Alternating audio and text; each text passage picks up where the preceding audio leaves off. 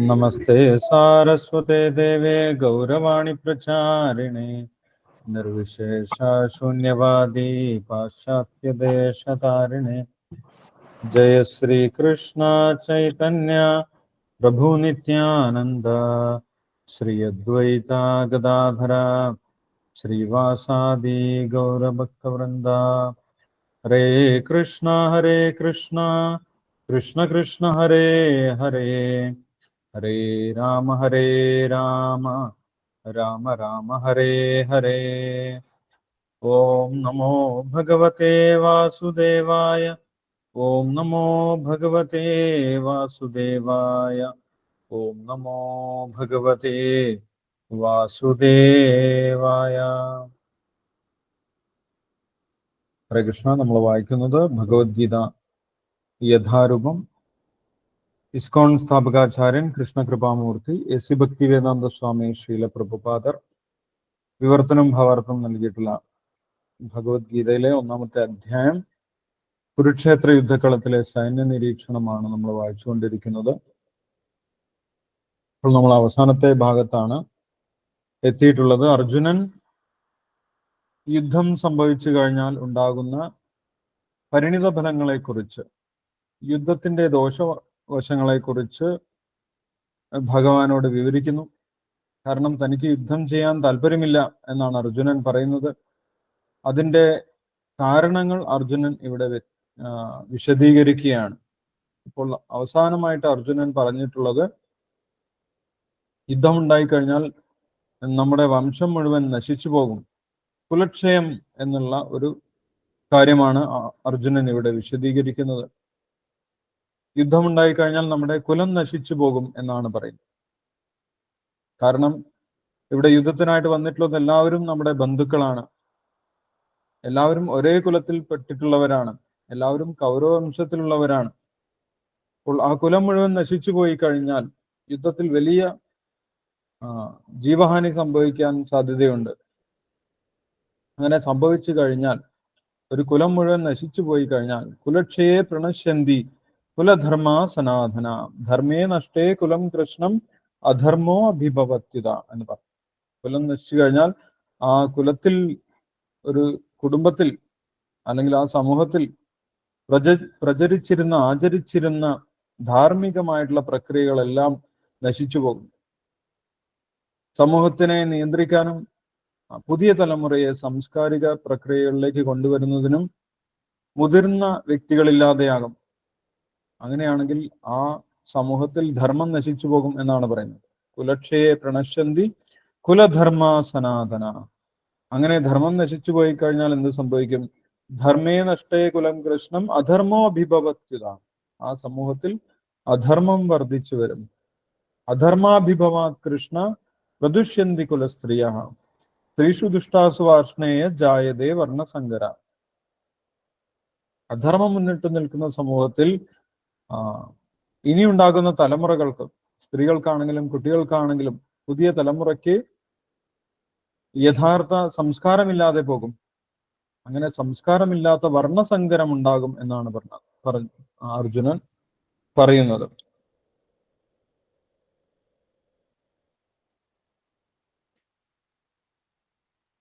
അധർമാഭിഭവാത് Krishna പ്രദുഷ്യന്തി കുലസ്ത്രീയ സ്ത്രീഷു ദുഷ്ടാസു വാർഷ്ണേയ ജായതേ വർണ്ണസങ്കര. വർണ്ണസങ്കര generation ഉണ്ടാകും. അടുത്ത തലമുറ സംസ്കാര പ്രക്രിയകളിൽ വിശ്വാസമില്ലാത്തവരായിട്ട് മാറും. അല്ലെങ്കിൽ അവരെ യഥാർത്ഥമായിട്ടുള്ള പുരോഗതിയിലേക്ക് കൈപിടിച്ച് നടത്താൻ ആ കുടുംബത്തിൽ, സമൂഹത്തിൽ മുതിർന്ന വ്യക്തികളില്ലാതെ പോകും. മുതിർന്ന വ്യക്തികൾക്കും സംസ്കാര പ്രക്രിയകളിൽ വിശ്വാസമില്ലാത്തവരായിട്ട് മാറും എന്ന് പറഞ്ഞിട്ടുണ്ടായിരുന്നു. അങ്ങനെയുള്ള ഒരു സമൂഹത്തിൽ ജീവിക്കുന്നത് വലിയ ബുദ്ധിമുട്ടാണ്. നരകതുല്യമായിട്ടുള്ള ജീവിതമായിരിക്കും പിന്നീട് സമൂഹത്തിൽ ഉണ്ടാവുക എന്ന് പറഞ്ഞു.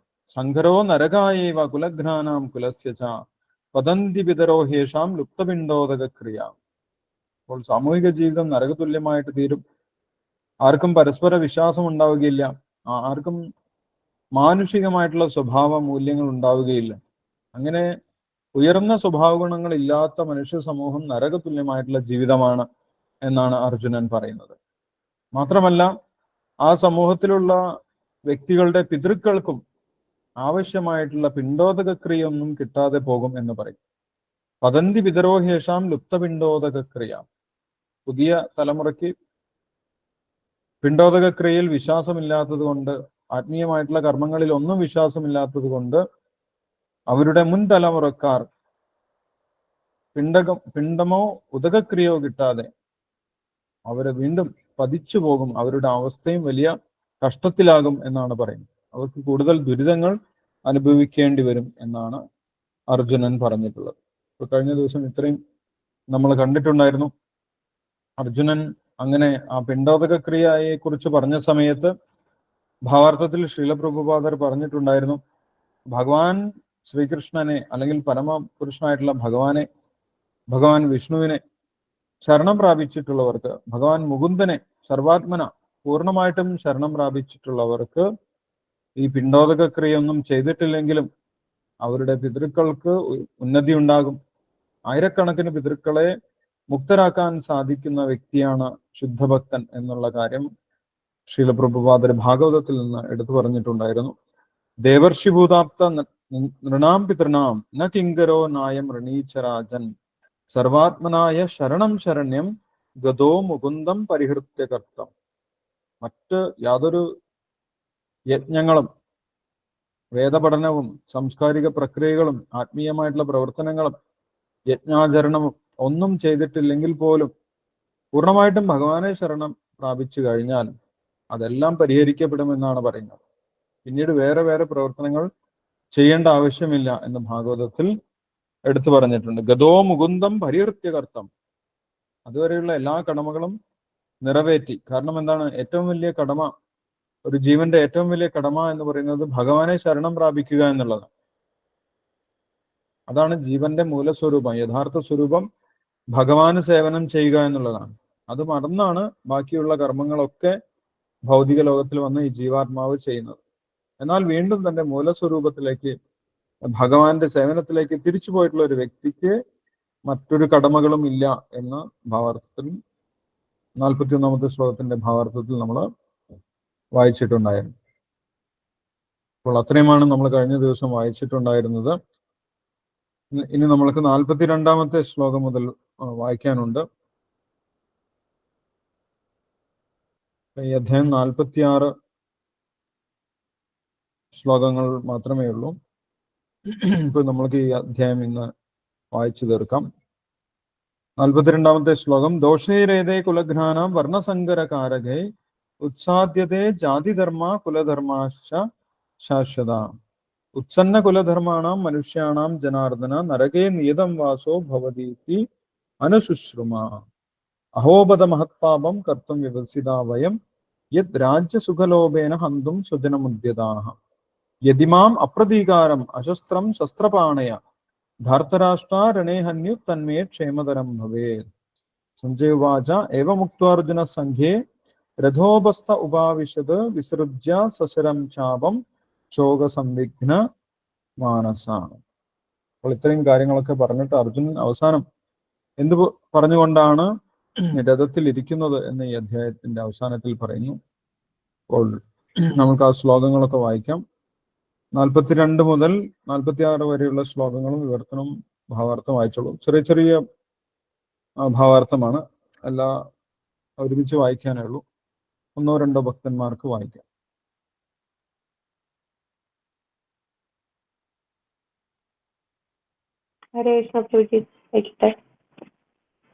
ഗീതാ മാതാജി വായിച്ചു. ഓം നമോ ഭഗവതേ വാസുദേവായ. ദോഷൈരേത്യൈ കുലജ്ഞാനാം വർണ്ണസങ്കരകാരകൈ ഉത്സ്യാദ്യത്തെ ജാതിധർമാ കുലധർമാശ്ച ശാശ്വത. ഭാവാർത്ഥം. ശ്രീലപ്രഭുപാദ് കീ ജയ്. സോറി പ്രഭുജി. വിവർത്തനം. കുടുംബ പാരമ്പര്യം നശിപ്പിക്കുന്നവരുടെ ദുഷ്കർമ്മങ്ങളാൽ ആർക്കും വേണ്ടാത്ത ശിശുക്കൾ ഉണ്ടാകുന്നു. തന്മൂലം എല്ലാ തരത്തിലുമുള്ള സാമൂഹ്യ പുരോഗമന പ്രവർത്തനങ്ങളും ക്ഷേമ പ്രവർത്തനങ്ങളും പാടെ നശിച്ചു പോകുന്നു. ഭാവാർത്ഥം. ജനങ്ങൾക്കായുള്ള സാമൂഹ്യ പുരോഗമന പദ്ധതികളും വർണ്ണാശ്രമ ധർമ്മം അഥവാ സനാതന ധർമ്മം നിർദ്ദേശിക്കുന്ന കുടുംബക്ഷേമ പ്രവർത്തനങ്ങളുമെല്ലാം മനുഷ്യന്റെ ആത്യന്തിക മുക്തിയെ ലക്ഷ്യമാക്കി രൂപീകരിച്ചവയാണ്. നിരുത്തരവാദികളായ സാമൂഹ്യ നേതാക്കൾ ആ സനാതനധർമ്മ പാരമ്പര്യത്തെ തകർക്കുന്നത് സമുദായത്തിൽ കുഴപ്പങ്ങൾക്കിടയാക്കുകയും ക്രമേണ ജീവിത ലക്ഷ്യമായ വിഷ്ണുപദത്തെ തന്നെ ജനങ്ങൾ മറക്കാനിടയാവുകയും ചെയ്യും. അന്ധരായ അത്തരം നേതാക്കളെ പിന്തുടർന്നവർക്ക് നാശമാണ് ഫലം. 43. ഉത്സന്ന കുലധർമാണാം മനുഷ്യാണാം ജനാർദ്ദന നരകേ നിയതം വാസോ ഭവതീത്യനുസുശ്രുമ. അല്ലയോ ജനാർദ്ദന, കുലധർമ്മങ്ങൾ നശിപ്പിക്കുന്നവർക്ക് എന്നും നരകത്തിൽ ജീവിക്കേണ്ടി വരുമെന്ന് ഗുരുപരമ്പര വഴി അറിഞ്ഞിട്ടുണ്ട്. സ്വാനുഭവത്തെ മുൻനിർത്തിക്കൊണ്ടല്ല, ആധികാരിക വചനങ്ങളെ പ്രമാണമാക്കിയാണ് അർജുനൻ വാദിക്കുന്നത്. അതാണ് ശരിയായ ജ്ഞാനം നേടാനുള്ള മാർഗം. ഏത് വിജ്ഞാന ശാഖയിലായാലും ശരി, അതിൽ നൈപുണ്യമാർജിച്ച ഒരാളുടെ സഹായമില്ലാതെ ആർക്കും അതിന്റെ അന്തസ്സത്തെ ഉൾക്കൊള്ളാൻ പറ്റില്ല. മരണത്തിനു മുമ്പ് പാപകർമ്മങ്ങൾക്കുള്ള പരിഹാരങ്ങൾ നിശ്ചയമായും അനുഷ്ഠിക്കണമെന്ന വ്യവസ്ഥ വർണ്ണാശ്രമധർമ്മത്തിലുണ്ട്. നിരന്തരം ദുഷ്കർമ്മങ്ങളിൽ ഏർപ്പെടുന്നവർ പ്രായശ്ചിത്തം എന്ന ഈ പ്രക്രിയ അനുഷ്ഠിക്കണം. അപ്രകാരം ചെയ്തില്ല എങ്കിൽ നിശ്ചയമായും പാപകർമ്മങ്ങൾ മൂലമുണ്ടായ ദുരിതഫലങ്ങൾ അനുഭവിക്കുന്നതിനായി അയാൾ നരകങ്ങളിലേക്ക് തള്ളിമാറ്റപ്പെടും. ഹരേ കൃഷ്ണ പ്രഭുജി.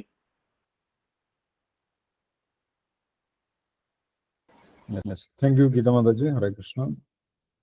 44 മുതലുള്ള ശ്ലോകങ്ങൾ വായിച്ചോളൂ. വേറെ ആരെങ്കിലും വായിച്ചോളൂ. ഞാൻ വായിച്ചോട്ടെ പ്രഭുജി. യെസ്, വസന്തകുമാരി മാതാജി വായിച്ചോ. ഹരേ കൃഷ്ണ. അഹോ ബത മഹത് പാപം കർത്തും വ്യവസിതാ വയം യത് രാജ്യസുഖലോഭേന ഹന്തും സ്വജനമുദ്യതഃ.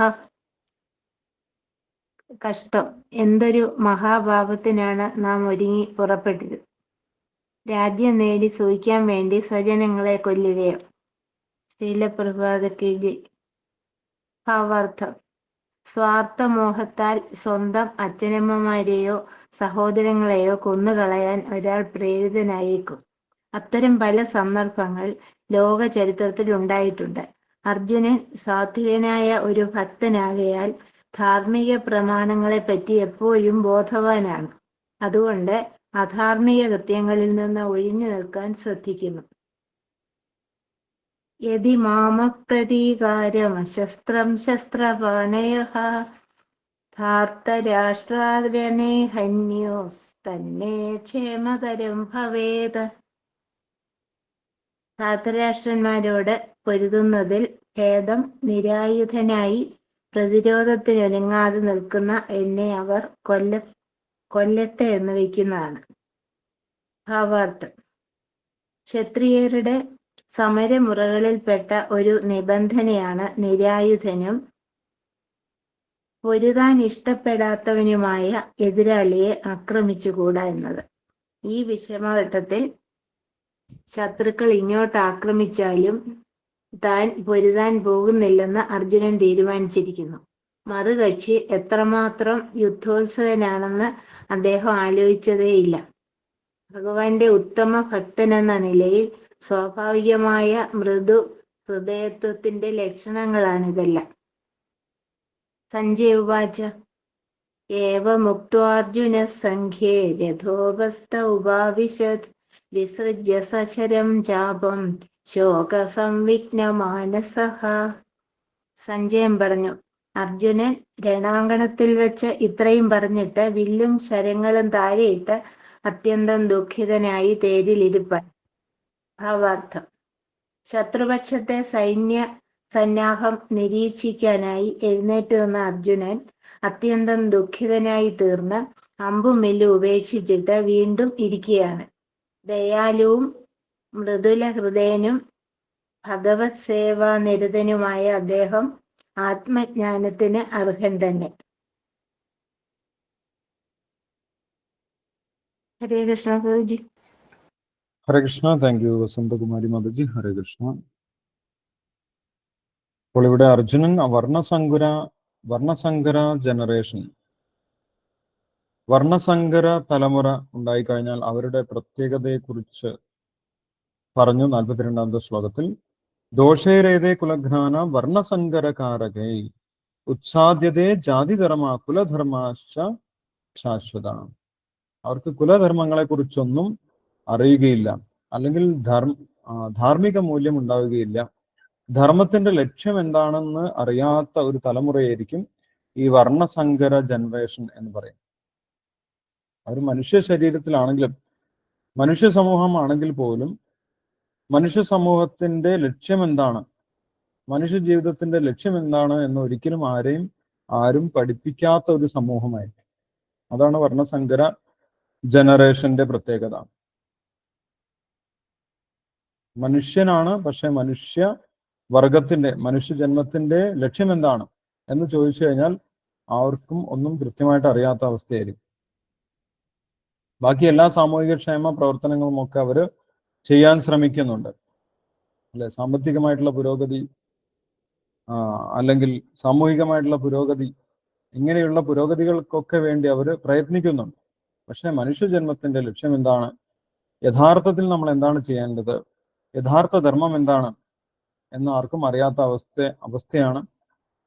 ആ സമൂഹത്തിനെ നയിക്കുന്ന ഗവൺമെന്റിനും സമൂഹത്തിലെ നേതാക്കന്മാർക്കും അതിൽ അജ്ഞതയാണ് ഉണ്ടാവുക. അവർക്ക് അതിനെക്കുറിച്ച് അറിയുകയില്ല. സമൂഹത്തിനെ മുഴുവൻ നയിക്കുന്ന ഗവൺമെന്റുകൾക്കും ആ മനുഷ്യ സമൂഹത്തിന്റെ ലക്ഷ്യത്തിനെ കുറിച്ച് അറിയാത്ത അന്ധന്മാരായിട്ടുള്ള നേതാക്കളായിരിക്കും എന്ന് ഇവിടെ ഭാവാർത്ഥത്തിൽ ശ്രീല പ്രഭാകരൻ വിശദീകരിക്കുന്നുണ്ട്. നിരുത്തരവാദികളായ സാമൂഹിക നേതാക്കൾ ആ സനാതനധർമ്മ പാരമ്പര്യത്തെ തകർക്കുന്നത് സമുദായത്തിൽ കുഴപ്പങ്ങൾക്കിടയാക്കുകയും ക്രമേണ ജീവിത ലക്ഷ്യമായ വിഷ്ണുപദത്തെ തന്നെ ജനങ്ങൾ മറക്കാൻ ഇടയാവുകയും ചെയ്യും. അപ്പൊ വർണ്ണസങ്കര ജനറേഷന്റെ പ്രത്യേകത എന്താണ്? അവർക്ക് മനുഷ്യ ജീവിതത്തിന്റെ ലക്ഷ്യം എന്താണെന്ന് അറിയുന്നില്ല. മനുഷ്യ ജീവിതത്തിൽ അവർക്ക് ഭഗവാന്റെ അടുത്തേക്ക് തിരിച്ചു പോകാൻ സാധിക്കുമെന്ന് അവർക്ക് വിശ്വസിക്കാൻ സാധിക്കുന്നില്ല. ഭഗവാനുമായിട്ട് തങ്ങൾക്കൊരു ബന്ധമുണ്ട്. മനുഷ്യജന്മത്തിൽ ഭഗവാനെ സേവനം ചെയ്തു കഴിഞ്ഞാൽ ഭഗവാന്റെ അടുത്തേക്ക് തിരിച്ചു പോകാൻ സാധിക്കും. അങ്ങനെ എല്ലാവിധ ജീവിത ക്ലേശങ്ങളിൽ നിന്നും മുക്തി ലഭിക്കാൻ സാധിക്കും എന്നുള്ള കാര്യം അവർക്ക് ഒരിക്കലും മനസ്സിലാക്കാൻ സാധിക്കുകയില്ല. അല്ലെങ്കിൽ ആ കാര്യത്തിൽ എല്ലാവരും അജ്ഞരായിരിക്കും. ഗവൺമെന്റ് മുതൽ എല്ലാവിധ ജനങ്ങളും അതിൽ അജ്ഞരായിരിക്കും. അതാണ് വർണ്ണസങ്കര ജനറേഷന്റെ പ്രത്യേകത എന്നിവിടെ ശ്രീല പ്രഭുപാദർ വിശദീകരിക്കുന്നുണ്ട്. അപ്പോൾ അവർ ക്രമേണ അത് മറക്കും എന്നാണ് പറയുന്നത്. ഭഗവാൻ ക്രമേണ ജീവിത ലക്ഷ്യമായ വിഷ്ണുപദത്തെ തന്നെ ജനങ്ങൾ മറക്കാനിടയാവുകയും ചെയ്യും. അപ്പോൾ ഒരു സമൂഹം ഒരു ലക്ഷ്യബോധമില്ലാത്ത സമൂഹമായിരിക്കും. അവർക്ക് സാമ്പത്തിക പുരോഗതി ഉണ്ടായിക്കഴിഞ്ഞാൽ എന്ത് സംഭവിക്കും? സാമ്പത്തികമായിട്ട് അവർ പുരോഗതി കൈവരിച്ചു കഴിഞ്ഞാൽ അവർ ആയുധങ്ങളൊക്കെ സംഭരിക്കും. ആയുധങ്ങളൊക്കെ സംഭരിച്ച് അവസാനം യുദ്ധമുണ്ടാകും. ഇതാണ് അവസാനം സംഭവിക്കാൻ പോകുന്നത്. യുദ്ധത്തോടു കൂടി വീണ്ടും ആ രാജ്യം ക്ഷയിച്ചു പോകും. രാജ്യങ്ങളൊക്കെ ക്ഷയിച്ചു പോകും. അപ്പോൾ ഇങ്ങനെ രാജ്യങ്ങൾ തമ്മിൽ അടിക്കടി യുദ്ധങ്ങൾ ഉണ്ടാവുക, സാമ്പത്തികമായി പുരോഗമനം നേടുക, സൈനികമായിട്ട് ശക്തി പ്രാപിക്കുക, മറ്റു രാജ്യങ്ങളെ കീഴടക്കാൻ വേണ്ടി യുദ്ധം ചെയ്യുക, വീണ്ടും ജനങ്ങളുടെ ജീവിതം ദുരിതത്തിലാവുക, ഇത് മാത്രമാണ് സമൂഹത്തിൽ നടക്കുന്നത്.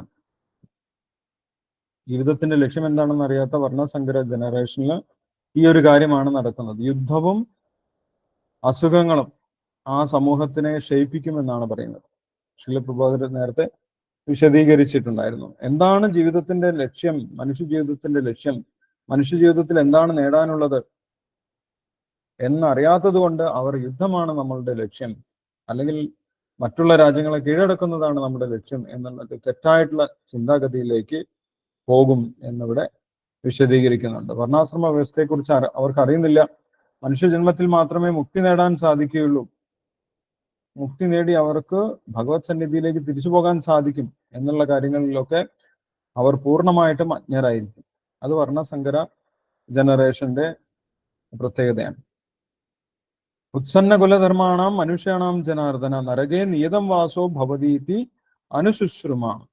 അങ്ങനെ വർണ്ണസങ്കരം സമൂഹം ഉണ്ടായിക്കഴിഞ്ഞാൽ അവരും നരകതുല്യമായിട്ടുള്ള ജീവിതത്തിലായിരിക്കും. മാത്രമല്ല അവരുടെ പിതൃക്കളും നരകതുല്യമായിട്ടുള്ള ജീവിതത്തിലായിരിക്കും എന്നിവിടെ അർജുനൻ പറയുന്നു. ഉത്സന്ന കുലധർമാണാം മനുഷ്യാണാം ജനാർദ്ദന നരകേ നിയതം വാസോ ഭവതീത്യനുശുശ്രുമ.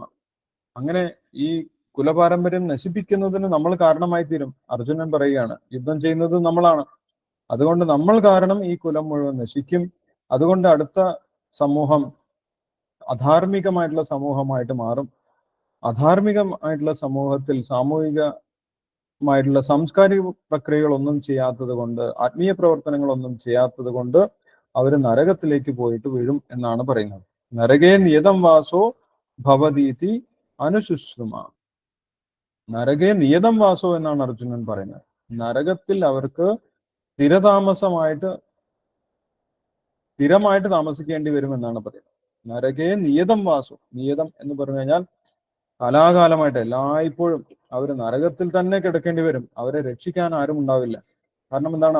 അവരുടെ അടുത്ത തലമുറയൊന്നും അവർക്ക് വേണ്ടി ഒന്നും ചെയ്യുന്നില്ല, ഭഗവാന്റെ ഭക്തി ചെയ്യുന്നില്ല, അല്ലെങ്കിൽ അവർക്ക് വേണ്ടി പിണ്ടോദക ക്രിയൊന്നും ചെയ്യുന്നില്ല. അതിൽ അവർക്ക് വിശ്വാസം ഉണ്ടാവില്ല. അതുകൊണ്ട് നരകത്തിൽ പോയവർക്ക് അവിടെ തന്നെ കിടക്കേണ്ടി വരും. അവരെ രക്ഷിക്കാൻ ആരുമില്ലാത്ത അവസ്ഥ വരും. അതുകൊണ്ടാണ് ഇവിടെ അർജുനൻ പറഞ്ഞത് നരകേ നിയതം വാസോ ഭവതീതി അനുശുശ്രുമ. അനുശുശ്രുമ എന്നുള്ള കാര്യം ശ്രീല പ്രഭുപാദർ വിശദീകരിക്കുന്നുണ്ട്. അർജുനൻ ഈ കാര്യമൊക്കെ പറയുന്നത് സ്വന്തം ഊഹങ്ങൾ പറയുന്നതല്ല. അർജുനൻ ഇങ്ങനെ ഊഹിച്ചു പറയുന്നതല്ല. അങ്ങനെ ആയിരിക്കാം, ഇങ്ങനെ ആയിരിക്കാം എന്ന് ഊഹിച്ചു പറയുന്നതല്ല. അനുശുശ്രുമ എന്നാണ് പറയുന്നത്. അർജുനൻ ഈ ജ്ഞാനമൊക്കെ എവിടുന്ന് കിട്ടി? പാപം ചെയ്തു കഴിഞ്ഞാൽ നരകത്തിലേക്ക് പോകേണ്ടി വരുമെന്നും, പിണ്ടോദക ക്രിയ ചെയ്തു കഴിഞ്ഞാൽ അവർക്ക് പുണ്യം നേടി ആ കഷ്ടപ്പാടുകളിൽ നിന്ന് രക്ഷപ്പെടാൻ സാധിക്കുമെന്നും, അധർമ്മം വർദ്ധിച്ചു കഴിഞ്ഞാൽ വർണ്ണസങ്കര ജനറേഷൻ ഉണ്ടാകും എന്നുള്ള കാര്യമൊക്കെ അർജുനൻ ഊഹിക്കുന്നതല്ല. ഇതാണ് എൻ്റെ അഭിപ്രായം എന്നല്ല അർജുനൻ പറയുന്നത്. ഇങ്ങനെയൊക്കെ സംഭവിക്കുമെന്നാണ് എൻ്റെ അഭിപ്രായം എന്ന് അർജുനൻ പറഞ്ഞിട്ടില്ല. എന്താണ് അർജുനൻ പറയുന്നത്? നരകേ നിയതം വാസോ ഭവതീതി അനുശുശ്രുമ. അനുശുശ്രുമ ശിലപ്രഭാതർ വിശദീകരിക്കുന്നുണ്ട്. ഞാൻ ഇത് ആധികാരികമായിട്ടുള്ള പ്രാമാണികരിൽ നിന്നും കേട്ടിട്ടുണ്ട് എന്നാണ് അർജുനൻ പറഞ്ഞിട്ടുള്ളത്. വേദങ്ങളൊക്കെ പഠിപ്പിക്കുന്ന, വേദങ്ങളുടെ തത്വം മനസ്സിലാക്കിയിട്ടുള്ള ഋഷീശ്വരന്മാരിൽ നിന്നും എനിക്ക് ഈ കാര്യമൊക്കെ മനസ്സിലായിട്ടുണ്ട്, ഞാൻ അവരിൽ നിന്ന് കേട്ട് മനസ്സിലാക്കിയിട്ടുണ്ട് എന്നാണ് അർജുനൻ പറയുന്നത്. അനുശുശ്രുമ എന്ന് പറയുന്നത് ജ്ഞാനമുള്ള വ്യക്തികളിൽ നിന്നും ജ്ഞാനം കേട്ട് മനസ്സിലാക്കുന്നതിനെയാണ് അനുശുശ്രുമ. ശ്രവണം, കേൾവിയിലൂടെ ജ്ഞാനം ആർജിക്കുന്നത്, അതാണ് ശ്രവണം എന്ന് പറയുന്നത്. ആ ശ്രവണത്തിലൂടെ ജ്ഞാനം സ്വീകരിക്കുന്നതാണ്, ആ പദ്ധതിക്കാണ് അനുശുശ്രുമ എന്ന് പറയുന്നത്. ഞാൻ കേട്ടിട്ടുണ്ട്, ഞാൻ കേട്ട് മനസ്സിലാക്കിയിട്ടുണ്ട്, ആധികാരികമായിട്ടുള്ള ഗുരുപരമ്പരയിലൂടെ ഞാൻ കേട്ട് മനസ്സിലാക്കിയിട്ടുണ്ട് എന്നാണ് അർജുനൻ പറയുന്നത്. ഇതെന്റെ അഭിപ്രായമാണ് എന്ന് അർജുനൻ പറയുന്നില്ല. ഇങ്ങനെയാണ് ഞാൻ മനസ്സിലാക്കിയിട്ടുള്ളത്. ഈ യുദ്ധത്തിന്റെ കെടുതികൾ മൂലം ഇങ്ങനെയൊക്കെയാണ് സമൂഹത്തിൽ മാറ്റം വരാൻ പോകുന്നത്. അത് സമൂഹത്തിനെ ക്ഷയിപ്പിക്കുക മാത്രമേ ചെയ്യുകയുള്ളൂ, സമൂഹത്തിന് പുരോഗതിക്കായിട്ട് അതൊന്നും ചെയ്യുന്നില്ല എന്നാണ് ഞാൻ മനസ്സിലാക്കിയിട്ടുള്ളത്. ഞാൻ അങ്ങനെയാണ് കേട്ട് മനസ്സിലാക്കിയിട്ടുള്ളത് എന്ന് അർജുനൻ പറയും. അപ്പോൾ ആ ഒരു പദ്ധതി വളരെ ശരിയായിട്ടുള്ള പദ്ധതിയാണ് എന്ന് ശിലപ്രഭാതർ ഭാവാർത്ഥത്തിൽ വിശദീകരിക്കുന്നുണ്ട്.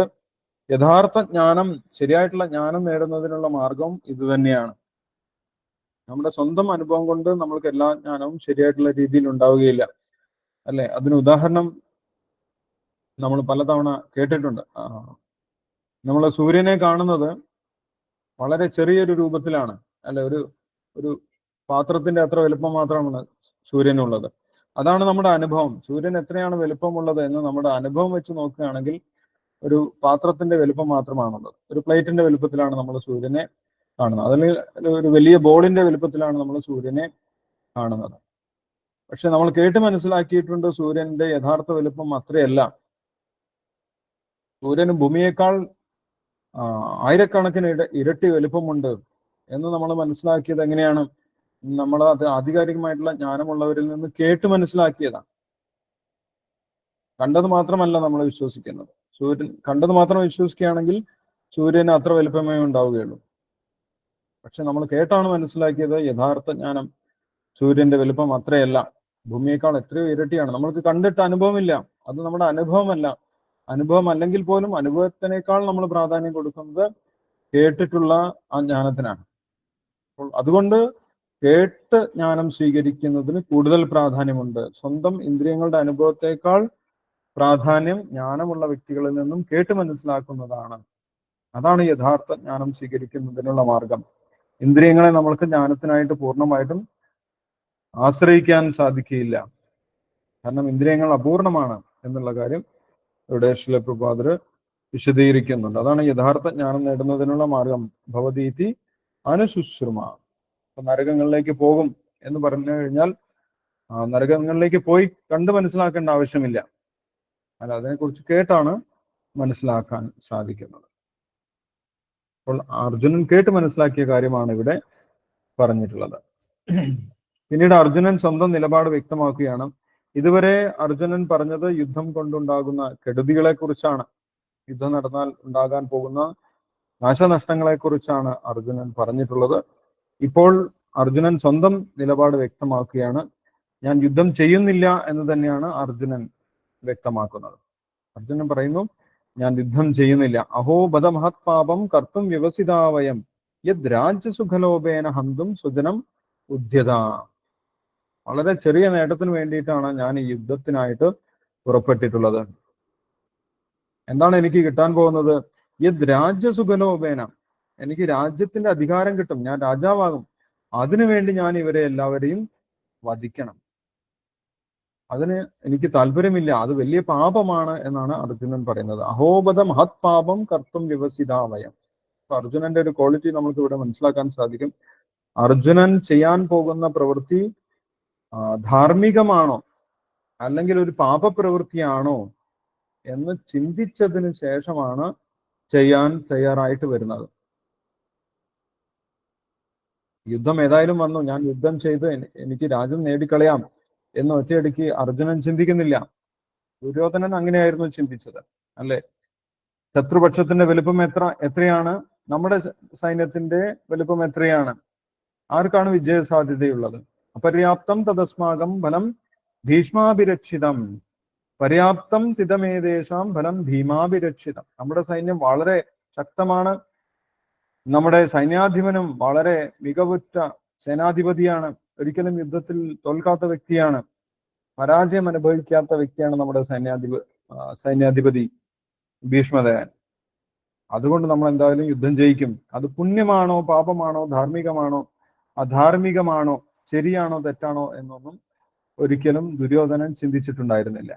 രാജ്യം നമ്മൾക്ക് ലഭിക്കണം എന്നുള്ളത് മാത്രമാണ് ദുര്യോധനന്റെ പരിഗണനയിൽ ഉണ്ടായിരുന്നത്. പക്ഷെ അർജുനൻ അങ്ങനെയല്ല പരിഗണിച്ചത്. യുദ്ധം ചെയ്യുന്നത് കൊണ്ട് മറ്റുള്ളവർക്ക് എന്തെങ്കിലും ദോഷമുണ്ടാകുമോ, ഇനി മുൻകാലത്തിൽ വരുന്ന സമൂഹത്തിന് എന്തെങ്കിലും ദോഷമുണ്ടാകുമോ, അല്ലെങ്കിൽ അത് ധാർമ്മികമാണോ, അത് ശരിയാണോ, അത് പുണ്യമായിട്ടുള്ള പ്രവർത്തനമാണോ, അല്ലെങ്കിൽ അത് പാപമാണോ എന്ന് അർജുനൻ ചിന്തിച്ചു. അപ്പൊ ഇത് അർജുനന്റെ സാത്വികമായിട്ടുള്ള സ്വഭാവത്തിനെയാണ് സൂചിപ്പിക്കുന്നത്. അർജുനൻ ഭഗവാന്റെ ഭക്തനായതുകൊണ്ട് തീർച്ചയായിട്ടും ഉന്നതമായിട്ടുള്ള സാത്വിക ഗുണത്തിലാണ് ഉണ്ടായിരുന്നത് അദ്ദേഹത്തിന്റെ ബോധം. സാത്വിക ഗുണത്തിലുള്ള വ്യക്തികൾ മാത്രമേ പുണ്യവും പാപവും തിരിച്ചറിഞ്ഞ് പ്രവർത്തിക്കുകയുള്ളൂ. അല്ലെങ്കിൽ ദേവന്മാരാണ്, അതുമല്ലെങ്കിൽ മനുഷ്യ സമൂഹത്തിൽ സാത്വികമായിട്ട് ഇരിക്കുന്ന വ്യക്തികളാണ് ഞാൻ ചെയ്യുന്നത് പുണ്യമാണോ പാപമാണോ എന്നൊക്കെ ചിന്തിക്കുന്നത്. അല്ലാത്തവർക്ക് ആ ചിന്ത ഉണ്ടാവുകയില്ല. രജോഗുണത്തിലും തമോഗുണത്തിലും ഇരിക്കുന്നവർക്ക് ഞാൻ ചെയ്യുന്നത് പുണ്യമാണോ പാപമാണോ എന്നുള്ള ചിന്തയൊന്നും ഒരിക്കലും അവർക്കുണ്ടായില്ല. അവർക്ക് എന്താണോ മനസ്സിന് സുഖം തോന്നുന്നത് അതിനനുസരിച്ചിട്ടാണ് അവർ പ്രവർത്തിക്കുന്നത്. മൃഗങ്ങളും ഒരിക്കലും പുണ്യവും പാപവും ഒന്നും ചിന്തിക്കാറില്ല. അവർ ഇന്ദ്രിയങ്ങൾ എന്താണോ പറയുന്നത് അതിനനുസരിച്ച് മാത്രമാണ് പ്രവർത്തിക്കുന്നത്. മനുഷ്യനാണെങ്കിൽ മനസ്സും അതേപോലെ അഹങ്കാരവും എന്താണോ പറയുന്നത് അതിനനുസരിച്ചായിരിക്കും പ്രവർത്തിക്കുക. ഉയർന്ന സാത്വിക ഗുണമുള്ള സംസ്കാരമുള്ള മനുഷ്യർ മാത്രമേ പുണ്യമാണോ പാപമാണോ എന്ന് ചിന്തിച്ച് പ്രവർത്തിക്കുള്ളൂ. അപ്പോൾ ഇത് അർജുനന്റെ ഉയർന്ന സാത്വിക ഗുണത്തെയും അർജുനൻ ഭഗവാന്റെ ഭക്തനായതുകൊണ്ടുള്ള ആ ശുദ്ധിയെയുമാണ് കാണിക്കുന്നത്. അർജുനൻ യുദ്ധത്തിന് ഒരുങ്ങി നിൽക്കുമ്പോഴും എന്താണ് ചിന്തിക്കുന്നത്? ഇത് പാപമായിരിക്കും. അഹോബദ മഹത് പാപം കർത്തും വ്യവസിതാവയം. നമ്മൾ ചെയ്യുന്നത് വലിയ തെറ്റാണ് എന്നുള്ള ഒരു ബോധമാണ് അർജുനൻ ഇവിടെ പ്രകടിപ്പിക്കുന്നത്. അപ്പോൾ ഞാൻ ചെയ്യുന്നത് തെറ്റായിപ്പോയി, അത് മോശമായി പോയി എന്ന് ചിന്തിക്കുന്നത് ഉന്നതമായിട്ടുള്ള സംസ്കാരത്തിന്റെ ലക്ഷണമാണ്. സംസ്കാരമില്ലാത്തവർ ഒരിക്കലും അത് അംഗീകരിക്കില്ല. ഞാൻ ചെയ്യുന്നത് തെറ്റായിപ്പോയി എന്ന് അവരൊരിക്കലും ചിന്തിക്കില്ല. അവരെന്താണ് ചിന്തിക്കുന്നത്? ഞാൻ ചെയ്തതെല്ലാം ശരിയാണ്, അല്ലെ? മറ്റുള്ള ആരെങ്കിലും ചോദ്യം ചെയ്താൽ പോലും അവരുടെ തെറ്റുകൾ ഒരിക്കലും തുറന്നു സമ്മതിക്കുന്നില്ല. അവർ പറയും, അവരെ വേറെ എന്തെങ്കിലും പറഞ്ഞിട്ട് അവരുടെ തെറ്റിനെ മറച്ചു വെക്കാനാണ് ശ്രമിക്കുക. അത് ആസുരികമായിട്ടുള്ള സ്വഭാവമാണ്. ശത്രു ഉണ്ടെങ്കിൽ അവനെ നശിപ്പിക്കുക മാത്രമാണ് എൻ്റെ ശരി, അതാണ് എൻ്റെ ശരി എന്നാണ് ആസുരികമായിട്ടുള്ള വ്യക്തി ചിന്തിക്കുന്നത്, അല്ലെ? ഇവൻ എൻ്റെ ശത്രുവാണ്, അല്ലെ? അതുകൊണ്ട് ഞാൻ അവനെ കൊല്ലും എന്നാണ് അസുരന്റെ സ്വഭാവം. നമ്മൾ ആസുരിക ദേവാസുര സ്വഭാവത്തിൽ വായിച്ചിട്ടുണ്ടായിരുന്നു. ഇവൻ എൻ്റെ ശത്രുവാണ്. അസോമയ ഹതശത്രു ഹനിഷ്യേ ചാൻ ശ്ലോകം മറന്നുപോയി. അവൻ എൻ്റെ ശത്രുവാണ്, ഞാൻ എന്തായാലും അവനെ കൊല്ലും എന്നാണ് ആസുരികമായിട്ടുള്ള സ്വഭാവം. അത് പുണ്യമാണോ പാപമാണോ, ധാർമ്മികമാണോ അധാർമികമാണോ എന്നൊന്നും ഒരിക്കലും അവർ ചിന്തിക്കുന്നില്ല. അപ്പോൾ ഇവിടെ അർജുനൻ ചിന്തിക്കുന്നത് അത് അധാർമികമാണ്, പാപമാണ് എന്നാണ് ചിന്തിക്കുന്നത്. അപ്പോൾ അർജുനൻ ഉയർന്ന സാത്വികഗുണത്തിലുള്ള വ്യക്തിയാണെന്ന് നമുക്ക് മനസ്സിലാക്കാൻ സാധിക്കും. ആ പുണ്യപാപങ്ങളെ കുറിച്ച് ചിന്തിച്ചത് കൊണ്ട്, പുണ്യപാപങ്ങളെ കുറിച്ച് താഴ്ന്ന നിലവാരത്തിലുള്ള മനുഷ്യന്മാർ ചിന്തിക്കാറില്ല. യതിമാം അപ്രതീകാരം അശസ്ത്രം ശസ്ത്രപാണയ ധർത്തരാഷ്ട്രാരണേ ഹന്യു തന്മേ ക്ഷേമതരം ഭവേത്.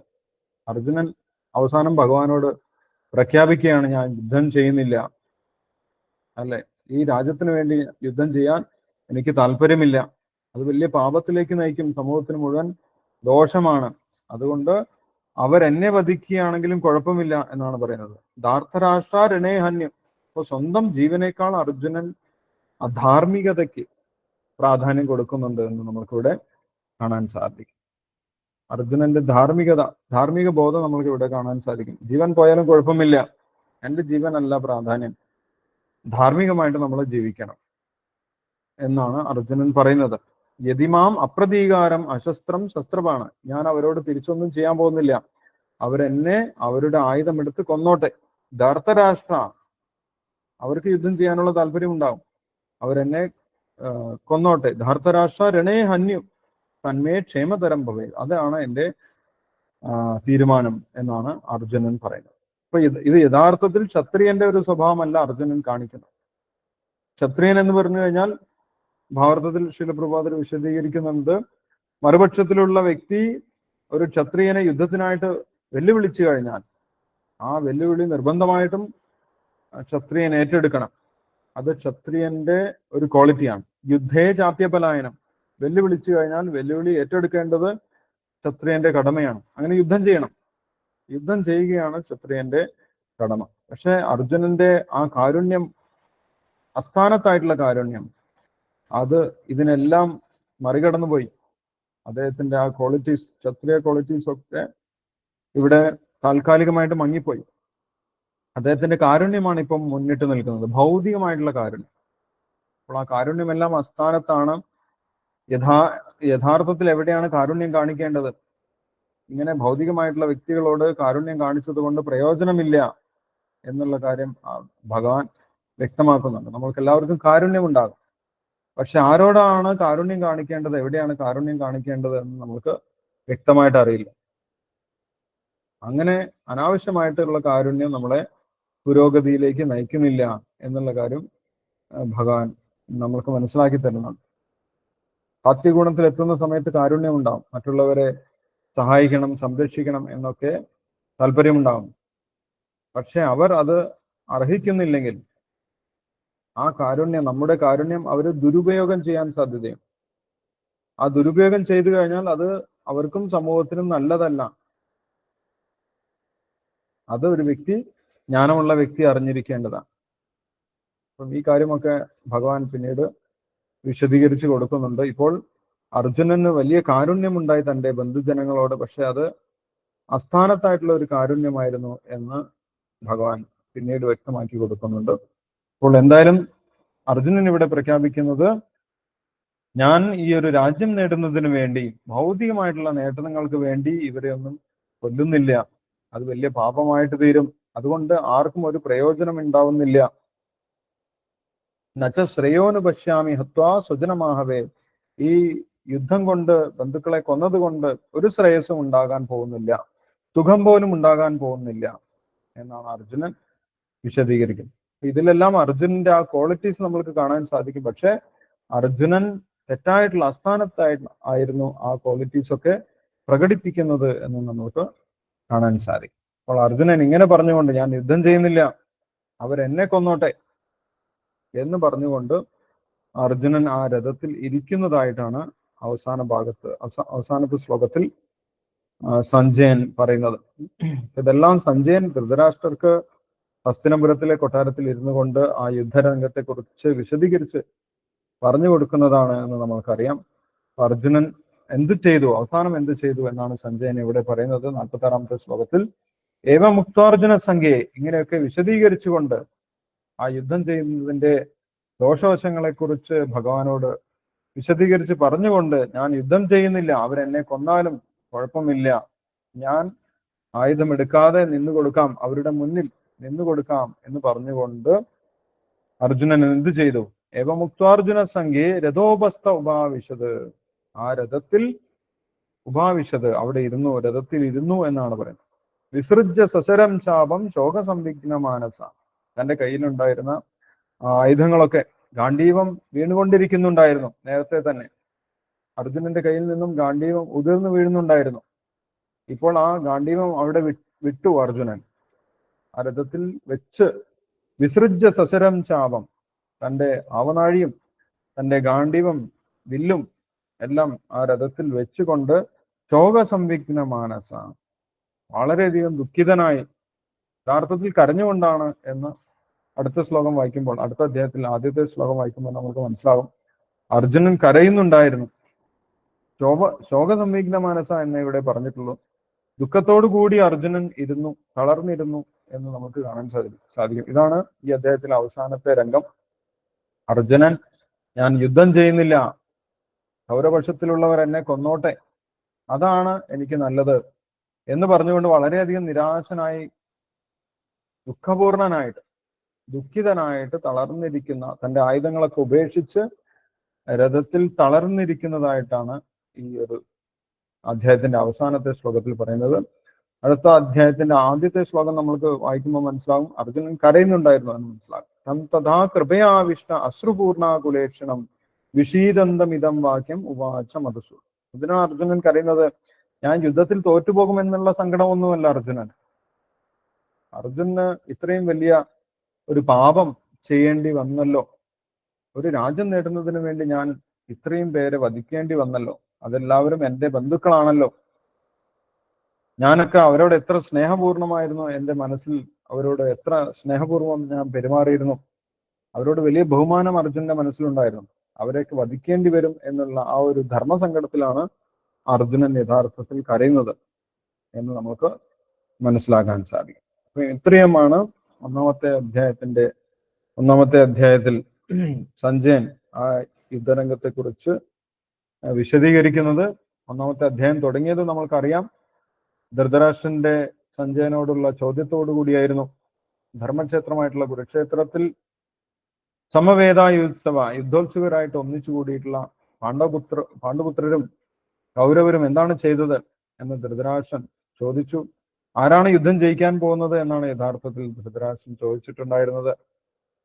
അതിന് ഒറ്റയടിക്ക് മറുപടി പറയാതെ സഞ്ജയൻ ദുര്യോധനൻ ആദ്യമായിട്ട് എന്താണ് ചെയ്തത് എന്ന് പറഞ്ഞു. ദുര്യോധനൻ ദ്രോണാചാര്യരുടെ അടുത്ത് ചെന്ന് ആ പാണ്ഡവ പക്ഷത്തെക്കുറിച്ചും കൗരവപക്ഷത്തെക്കുറിച്ചും വിശദീകരിച്ചു.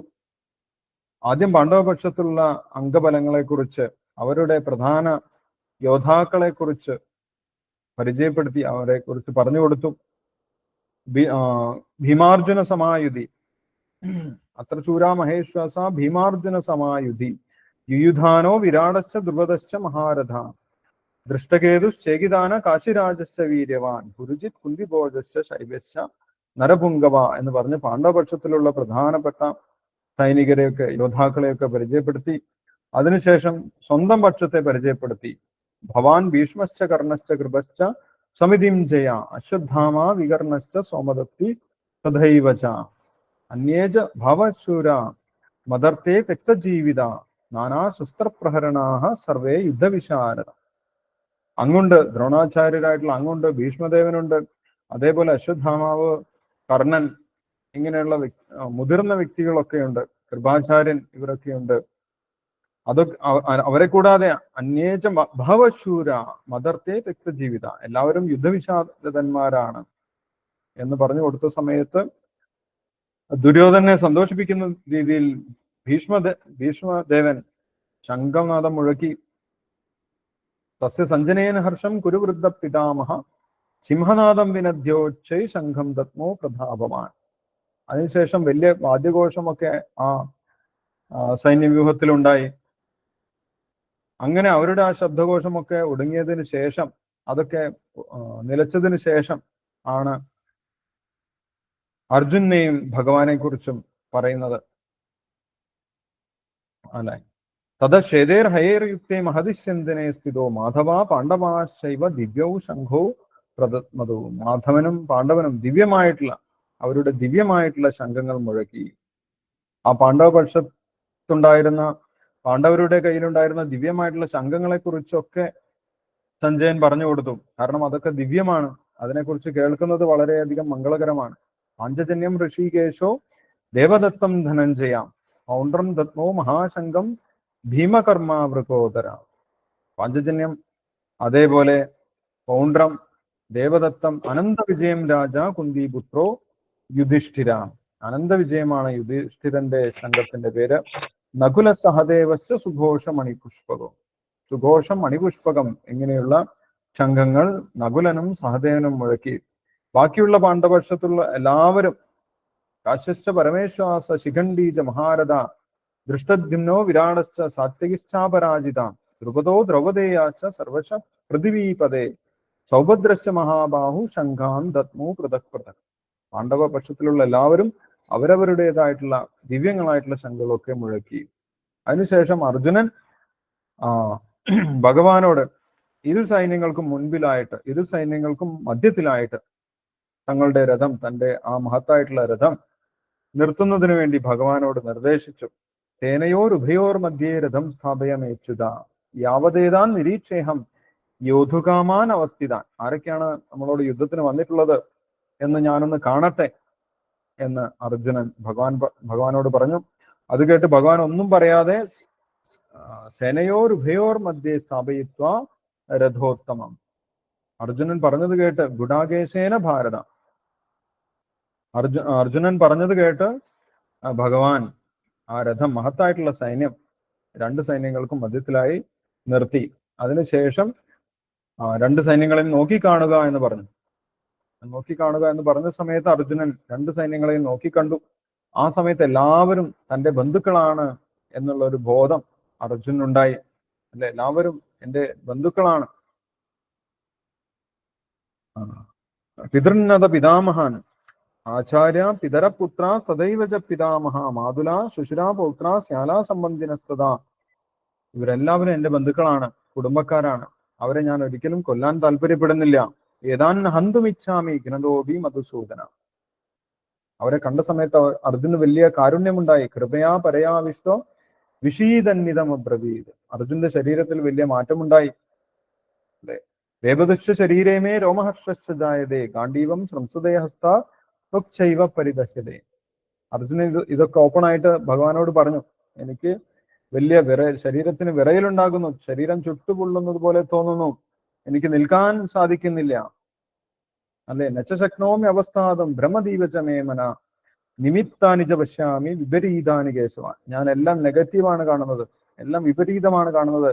കേശവ, ഞാൻ അങ്ങയുടെ ഭക്തനാണ്, ഞാൻ അങ്ങ് എൻ്റെ തൊട്ടടുത്തുണ്ട്, എന്നിട്ടും ഞാൻ എല്ലാം വിപരീതമാണ് കാണുന്നത്. ഒരു പോസിറ്റീവായിട്ടുള്ള ഒരു കാര്യം ഞാൻ കാണുന്നില്ല. അങ്ങ് എൻ്റെ അടുത്തുണ്ടായിട്ട് പോലും എനിക്ക് വിപരീതമായിട്ടുള്ള കാര്യങ്ങളാണ് സംഭവിക്കുന്നത്. അതെങ്ങനെ സംഭവിക്കുന്നു എന്ന് അർജുനൻ ചോദിക്കുക. ഞാൻ എല്ലാം വിപരീതമാണ് കാണുന്നത്, എല്ലാം നെഗറ്റീവായിട്ടാണ് എനിക്ക് അനുഭവപ്പെടുന്നത് എന്ന് അർജുനൻ പറഞ്ഞു. അതിനുശേഷം യുദ്ധം ചെയ്യാതിരിക്കാനുള്ള വ്യത്യസ്ത കാരണങ്ങൾ അർജുനൻ എടുത്തു പറഞ്ഞു. അഹോ പദമഹത് പാപം കർത്തും വ്യവസിതാം. നമ്മൾക്ക് ഇവരെ കൊന്നു കഴിഞ്ഞാൽ പാപമുണ്ടാകും. പാപമേവാശ്രയേതസ്മാൻ ഹത്വൈതാൻ ആദതായിന. അവർ ആദതായികളാണ്, ക്രിമിനലുകളാണ്.